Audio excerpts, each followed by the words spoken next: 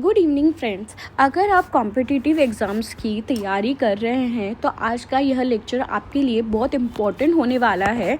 हम टॉपिक को यानी कि कंपनी का फैलता सेशन जो है उसको बहुत बेसिक से क्लियर करेंगे और एंड में प्रैक्टिस क्वेश्चन ज़रूर भी करेंगे। तो देखो यहाँ पे यदि हम 1757 से 1857 के बीच ईस्ट इंडिया कंपनी के द्वारा भारत के राज्यों पर कब्जे की प्रक्रिया को देखें तो बहुत इंपॉर्टेंट बातें सामने आती है। किसी अनजान इलाके में कंपनी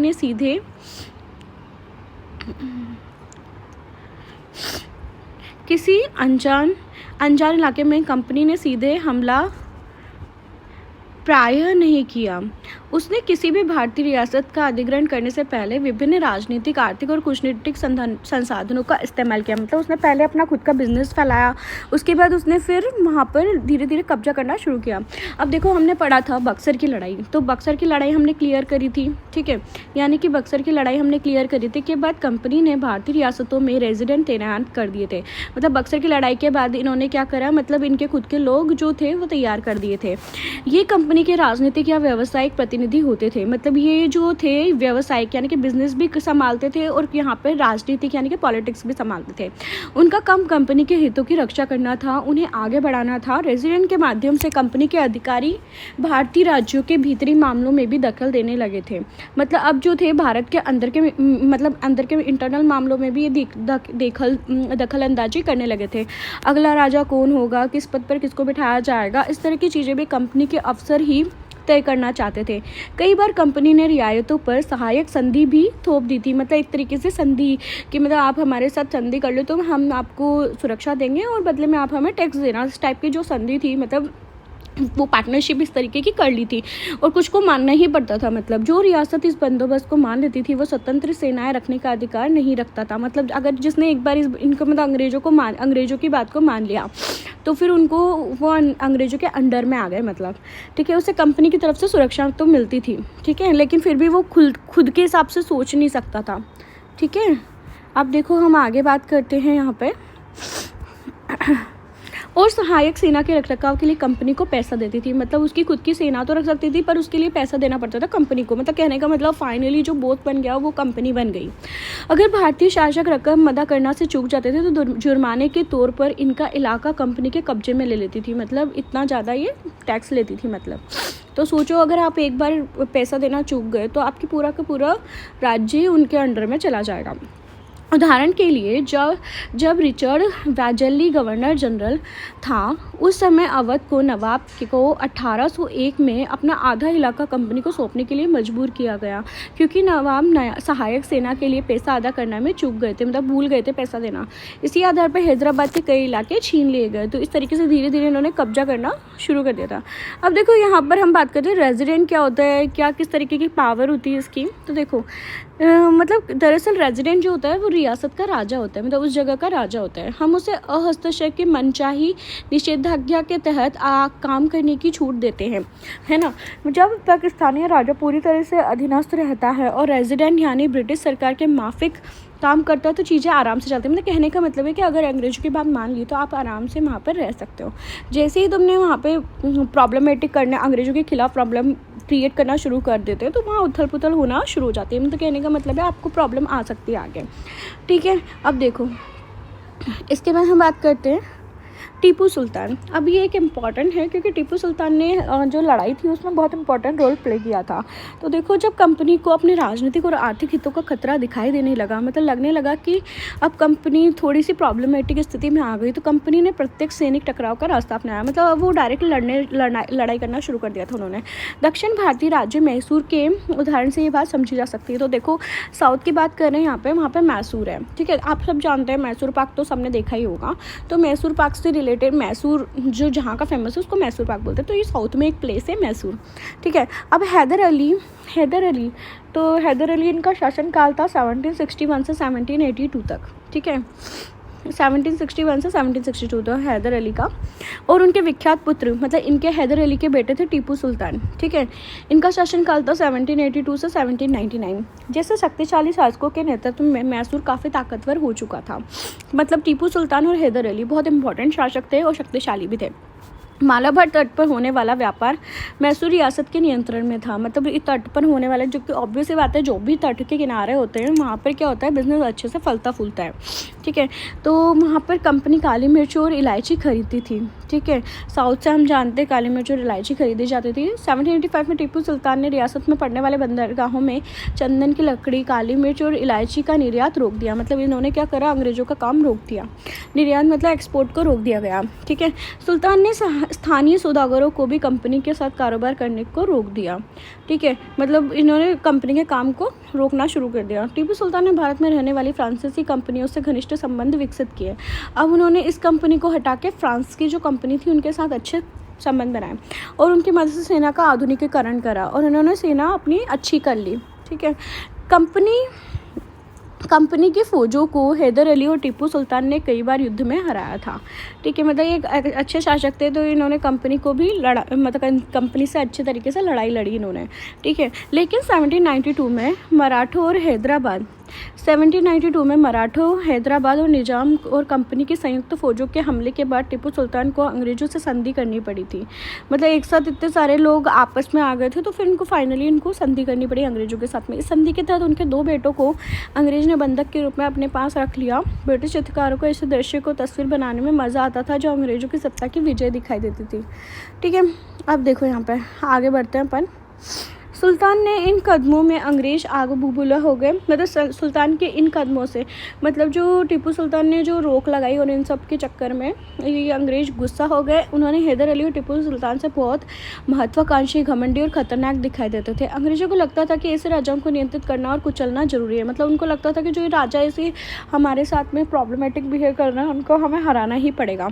तो इसके फलस्वरूप अंग्रेज़ों की 4 बार जंग हुई। ठीक है, तो ये हमें ध्यान रखना है। कब 1767 69, 1780 से 84, 1790 से 92 और 1799।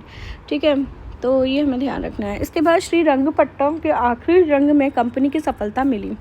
तो आखिरी लड़ाई कौन सी थी जिसमें टीपू सुल्तान हार गए थे, तो वो थी श्रीरंगपट्टम की आखिरी लड़ाई। तो ये एक इम्पॉर्टेंट क्वेश्चन भी हो रहा है, तो मैं इसको हाईलाइट कर देती हूँ, आप लोगों को ध्यान रखना है। ठीक है, और ये भी ध्यान रखना है कि कितनी बार लड़ाई हुई थी, तो एक इम्पॉर्टेंट क्वेश्चन है। ठीक है, अपनी राजधानी की रक्षा हेतु टीपू सुल्तान मारे गए और मैसूर का राजकाज पुराने वोडियार राजवंश के हाथों में सौंप दिया गया। ठीक है, अब हम बात करते हैं इसके साथ ही मैसूर पर भी सहायक संधि थोप दी गई। क्लियर है यहाँ तक? तो टीपू सुल्तान बहुत अच्छे से इन्होंने लड़ाई लड़ी और बहुत तरीके से मतलब इन्होंने आगे बात करी। अब मराठों से लड़ाई, तो इन्होंने टीपू सुल्तान से लड़ाई लड़ी थी अंग्रेज़ों ने। अब इसके बाद है मराठों से लड़ाई। ठीक है, तो देखते हैं अपन। शुरू हो गया था, मतलब पानीपत की लड़ाई में हार गए थे मराठा। उन्हें कई राज्यों में बांट दिया गया। इन राज्यों की बागडोर सिंधिया, होलकर, गायकवाड़, भोंसले जैसे अलग अलग राजवंशों के हाथों में थी। ये सारे सरदार एक पेशवा सर्वोच्च मंत्री के अंतर्गत एक कॉन्फेडरेंसी राज्यमंडल के सदस्य थे। ठीक है, पेशवा इस राज्यमंडल का सैनिक और प्रशासनीय प्रमुख होता था और पुणे में रहता था। तो हमने जानते हैं बाजीराव मूवी देखी है अपन ने। ठीक है, उसके अंदर पेशवा बाजीराव के बारे में बात करते हैं। तो यहाँ ये मराठा जो थे वो हारने के बाद में फिर ऐसे छोटे छोटे एरिया में सबने संभाल लिया। तो महादजी, सिंधिया और नाना फडणीस 18वीं सदी के आखिर के 2 प्रसिद्ध मराठा योद्धा और राजनीतिज्ञ थे। ठीक है, एक के बाद एक कई युद्धों में कंपनी ने मराठों को घुटने टेकने में मजबूर कर दिया। मतलब कंपनी ने हरा दिया। पहला युद्ध हुआ था सालबाई संधि के साथ खत्म हुआ और कोई पक्ष नहीं जीत पाया। तो हमें ध्यान रखना है, पहला युद्ध हुआ था अंग्रेज़ों का और मराठा का। दूसरा अंग्रेज मराठा जो युद्ध हुआ था वह 1803-05 में कई मोर्चों पर लड़ा गया। इसका नतीजा यह हुआ कि उड़ीसा और यमुना के उत्तर में स्थित आगरा व दिल्ली सहित कई भूभाग अंग्रेज़ों के कब्जों में आ गए थे। ठीक है, अतः 1817 से 19 में अंग्रेज मराठा युद्ध में मराठों की ताकत को पूरी तरीके से कुचल दिया गया था। मतलब 3 युद्ध हुए थे टोटल। पेशवा को पुणे से हटाकर कानपुर के पास बिठूर में पेंशन पर भेज दिया गया। अब विंध्य के दक्षिण में स्थित पूरे भूभाग पर कंपनी का नियंत्रण हो गया था। मतलब दक्षिण में मराठा परेशान कर रहे थे, तो मराठा से 3 बार लड़ाई लड़ी थी उन्होंने। सर्वोच्चता का दावा। उपरोक्त विवरण से स्पष्ट है कि 19वीं शताब्दी की शुरुआत से कंपनी क्षेत्रीय विस्तार की आक्रामक नीति पर चल रही थी। मतलब इन्होंने आगे बढ़ना शुरू कर दिया। लॉर्ड हेस्टिंग्स 1813 से 1823 तक गवर्नर जनरल थे के नेतृत्व में सर्वोच्चता की एक नई नीति शुरू की गई थी। तो ये एक इम्पॉर्टेंट क्वेश्चन भी आ सकता है कि किसके नेतृत्व में सर्वोच्चता की नई नीति शुरू की गई थी। तो ये हमें ध्यान रखना है किसके नेतृत्व में की गई थी। कंपनी का दावा था कि उसकी सत्ता सर्वोच्च है, इसलिए वह भारतीय राज्यों से ऊपर है। अपने हितों की रक्षा के लिए वह भारतीय रियासतों का अधिग्रहण करने और उनके अधिग्रहण की धमकी देने लगा था। मतलब पूरे के पूरे देश को ही अपने कब्जे में करना चाहता था ये, ठीक है। यह सोच के बाद अंग्रेजों की नीतियों में दिखाई देने लगी, लेकिन यह प्रक्रिया बेरुख नहीं चली। उदाहरण के लिए जब अंग्रेजों ने कित्तूर, फिलहाल कर्नाटक में एक छोटे से राज्य को कब्जे में लेने का प्रयास किया, तो रानी चेन्नम्मा ने हथियार उठा लिए और अंग्रेजों के खिलाफ आंदोलन छेड़ दिया। 1824 में उन्हें गिरफ्तार कर लिया गया और 1829 में जेल में उनकी मृत्यु हो गई थी। चेन्नम्मा के बाद कित्तूर स्थित संगोली में एक गरीब चौकीदार रायन्ना ने यह प्रतिरोध जारी रखा। चौतरफा समर्थन और सहायता से उन्होंने बहुत सारे ब्रिटिश शिविरों और दस्तावेजों को नष्ट कर दिया गया। मतलब छोटी छोटी लड़ाइयाँ होती रही इनके साथ में, है ना। आखिरकार उन अंग्रेजों ने पकड़कर 1830 में फांसी पर लटका दिया गया, ठीक है। तो हम ये देखेंगे आगे। अब 1830 के दशक के अंत में ईस्ट इंडिया कंपनी रूस के प्रभाव से बहुत डरी हुई थी। कंपनी को भय था कि कहीं रूस का प्रभाव पूरे एशिया में फैलकर उत्तर पश्चिम में भारत को चपेट में ना ले ले। इस डर के चलते अंग्रेज और उत्तर पश्चिम भारत पर भी अपना नियंत्रण स्थापित करना चाहते थे। उन्होंने 1838 से 1842 के बीच अफगानिस्तान के साथ एक लंबी लड़ाई लड़ी, ठीक है, और वहाँ अप्रत्यक्ष कंपनी शासन स्थापित कर दिया। मतलब आगे भी इन्होंने बहुत एरिया को कब्जे में ले लिया था। 1843 में सिंध को भी कब्जे में ले लिया था। इसके बाद पंजाब की बारी थी। यहाँ महाराजा रणजीत सिंह ने कंपनी की दाल नहीं गलने दी थी, ठीक है। तो ये हमें ध्यान रखना है।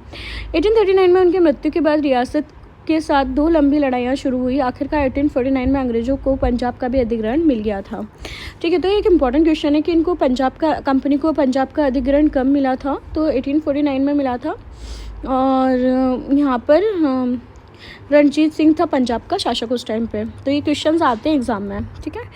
विलय नीति क्या थी, देखो। अधिग्रहण की आखिरी लहर 1848 से 1856 के बीच। अब हम विलय नीति की बात करते हैं। तो देखो विलय नीति क्या है। अधिग्रहण की आखिरी लहर यानी कि 1848 से 1856 के बीच में सब बहुत सारी चीज़ें उन्होंने इकट्ठी कर ली। अब उस टाइम पे जो गवर्नर जनरल थे वो लॉर्ड डलहौजी थे। तो ये हमें ध्यान रखना है, ठीक है। मतलब यहाँ पर लॉर्ड डलहौजी एक नई नीति लेके आया था। तो एक इम्पॉर्टेंट क्वेश्चन है जिसे विलय नीति नाम दिया गया। तो ये नीति क्या है, यह सिद्धांत, ये एक इम्पॉर्टेंट है, तो मैं हाईलाइट कर रही हूँ। देखो लॉर्ड डलहौजी ने विलय नीति लेके आए थे। यह सिद्धांत इस तर्क पर आधारित था कि अगर किसी शासक की मृत्यु हो जाती है और उसका पुत्र का मतलब उस राजा का कोई वारिस नहीं है, तो उसकी जो रियासत है वो हड़प ली जाएगी, मतलब कंपनी ले लेगी उसको, ठीक है। इस सिद्धांत के आधार पर सबसे पहले किसका नाम आया था, सतारा का। 1848 में संबलपुर बना था, 1850 में उदयपुर आया था, 1852 में नागपुर आया था, 1853 में और झांसी आया था सबसे आखिर में 1854 में। तो ये हमें ध्यान रखना है, ये इंपॉर्टेंट क्वेश्चन है, एग्जाम में डायरेक्ट आते हैं कि किस सन में कंपनी ने अधिग्रहण कर लिया था इसको, ठीक है। अब हम आगे बढ़ते हैं।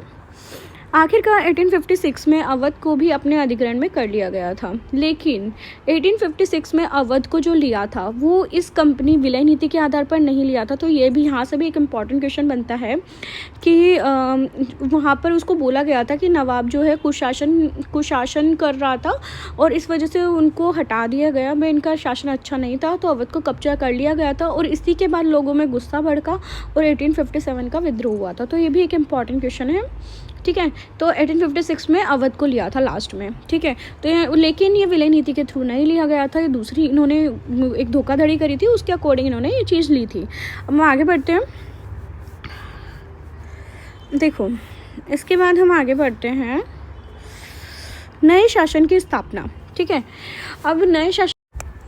अब इसके बाद हम नए शासन की जो स्थापना है वो बाद की क्लासेस में करेंगे, क्योंकि इस वाली क्लास में हम इतना ही करेंगे और अगला पार्ट जल्द ही अपलोड होगा। चैनल सब्सक्राइब जरूर करें और अगला जो वीडियो आएगा वो बहुत इंपॉर्टेंट है, क्योंकि ये जो चैप्टर है वो फिनिश हो जाएगा और फिनिश होने के बाद ही मैं सारे इंपॉर्टेंट क्वेश्चन एक साथ आप लोगों के लिए कराऊंगी। तो ये पार्ट 2 है फ्रेंड्स, इसके बाद पार्ट 3 आएगा। तो आप लोग बने रहिए। आपको ये सीरीज़ पसंद आती है तो प्लीज़ इसे लाइक शेयर सब्सक्राइब जरूर कीजिए एंड बेल आइकन को जरूर दबाइए, ठीक है। Thank you.